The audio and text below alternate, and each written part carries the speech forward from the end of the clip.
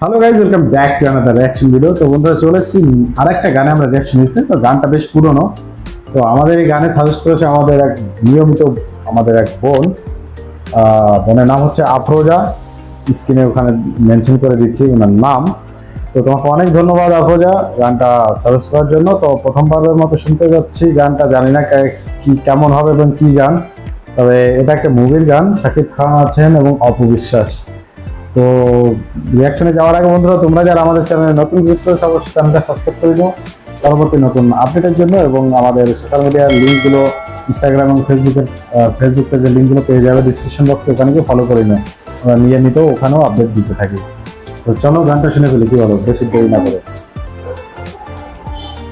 Shakib Khan, 1 2 3 let's start.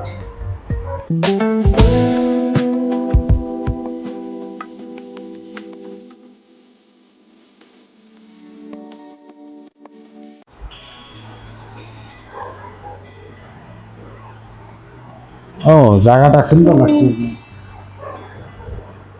এই গানটা ও মাই god, এই গানটা আমি শুনেছি সেই কবে, মানে হৃদয় খান তখন ভীষণ রকমের ফেমাস ছিল, এইসব গান দিয়ে ফেমাস হয়েছিল হৃদয় খান। তো এটা যে একটা মুভির গান সেটা আমি জানতাম না, সত্যি বলছি। ওয়াও, দারুণ। চলো, তো আমরা শুনে ফেললাম ভালোবেসে আই কাছে তুই। হৃদয় খান এবং মিমি গানটা গেয়েছেন। আর এটা একটা মুভির গান। তো মুভির কি নাম সেটা কিন্তু আসলে এখানে দেওয়া নেই। তো যাই হোক বন্ধুরা, আসি মেন টপিকে। এই গানটা অনেক বছর পুরনো, আমি অনেক আগে শুনেছি এই গানটা, কিন্তু প্রথম এত বছর পর আমি গানটা শুনলাম, খুবই ভালো লাগলো আমার, সত্যি কথা বলতে। হৃদয় খান আমার ফেভারিট লিস্টেড সিঙ্গার একজন। হৃদয় খান, হাবিব ওয়াহিদ, বালাম, তারপর হচ্ছে তোমার আরফিন রুমি, এনারা কজন ছিল, ওনাদের গান তখন ভীষণ রকমের পপুলার হতো, যে গানই গাইতো সেই গানই পপুলার হতো। তো এই গানটা যে পিকচারাইজ করা হয়েছে সেটা আমি আসলে প্রথমবার বুঝতে পারলাম। তো আসি যদি আমি ভিডিও কোয়ালিটির কথায়, দেখো এই সময়টায় শাকিব খানের এভলিউশন চালু হয়েছিল, মানে ফিল্ম ইন্ডাস্ট্রিতে। আগে অ্যাভারেজ টাইপের ফিল্ম হতো, অ্যাভারেজ টাইপের মিউজিক ভিডিও হতো, সেটা তো আমরা সবাই জানি, তোমরাও জানো। এখন ধীরে ধীরে ধীরে ধীরে এই যে পিরিয়ডে কিন্তু ইভলভ হওয়া শুরু হয়েছিল।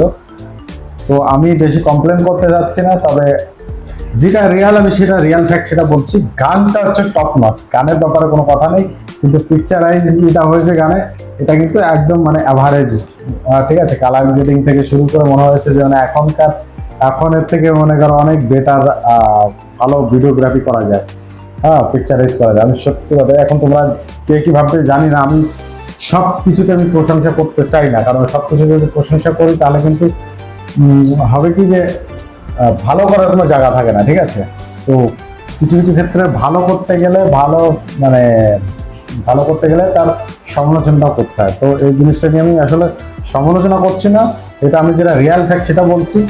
এখন কিন্তু তুমি যে শাকিব খানের যে কন্টেন্টগুলো এখন যদি তুমি কম্পেয়ার করো এটার সাথে, তাহলে তুমি দেখবে আকাশ আর পাতাল।